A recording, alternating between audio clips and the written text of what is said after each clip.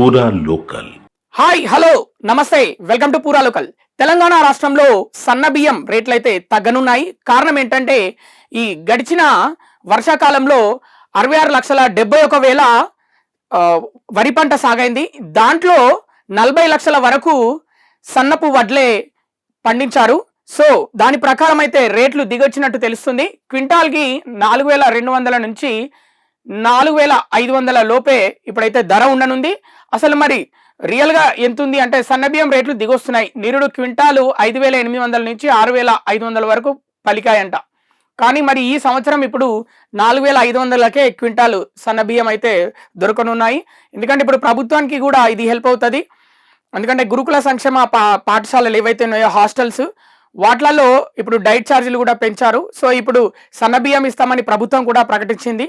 So ఇప్పుడు వారికి కూడా కొంచెం ఈ రేటు తగ్గడం వల్ల ప్రభుత్వానికి కూడా ఆ వెసులుబాటు అంటే ఈజీగా పిల్లలకి గురుకుల సంక్షేమ హాస్టళ్లలో పిల్లలకి సన్నబియ్యం భోజనం పెట్టే అవకాశం దొరుకుతుంది.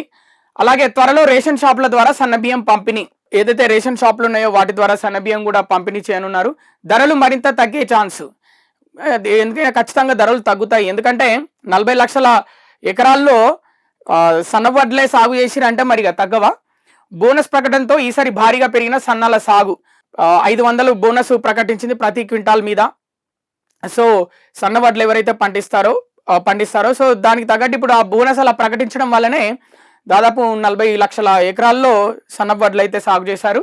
ఇంకొంచెం డెప్త్ గా తెలుసుకునే ప్రయత్నం చేద్దాం. పోయిన ఏడాది ఎలా ఉంది సన్న వడ్లు క్వింటాల్కి సన్న బియ్యం, ఇప్పుడు ఈ ఏడాది ధరలు ఎలా ఉన్నాయో ఒకసారి తెలుసుకుందాం. నిరుడు ఈ ఏడాది రకం అంటే జై శ్రీరామ్ క్వింటాల్కి గత ఏడాది 6,000 ఉంటే ఈ ఏడాది 5,000 ఉంది. అంటే దాదాపు 1,000 రూపాయల వ్యత్యాసం. ఇక హెచ్ఎంటి రైసు 5,700 క్వింటాల్కి, ఈ సంవత్సరం అయితే 4,700, ఇక్కడ కూడా 1,000 రూపాయలు తేడా. ఆర్ఎన్ఆర్ పోయిన సంవత్సరం 5,500 అయితే ఈ సంవత్సరం 4,500. ఇక బీపీటీ సోనా పోయిన సంవత్సరం 5,000 అయితే ఈ సంవత్సరం 4,300, అంటే 700 రూపాయలు తగ్గిందనమాట.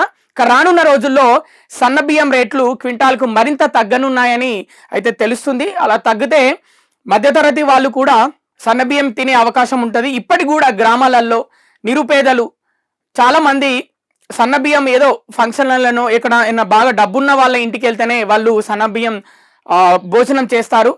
సో కాబట్టి ఇలా రేట్లు తగ్గడం వల్ల నిరుపేద మధ్యతరగతి, కొంత మధ్యతరగతి వాళ్ళకి, అలాగే గురుకుల సంక్షేమ హాస్టల్కి మనం బయట కొన్ని విజువల్స్ చూస్తుంటాం. ఇప్పటికి కూడా కొంతమంది భోజనం దొరక్క కూడా బాధపడుతుంటారు.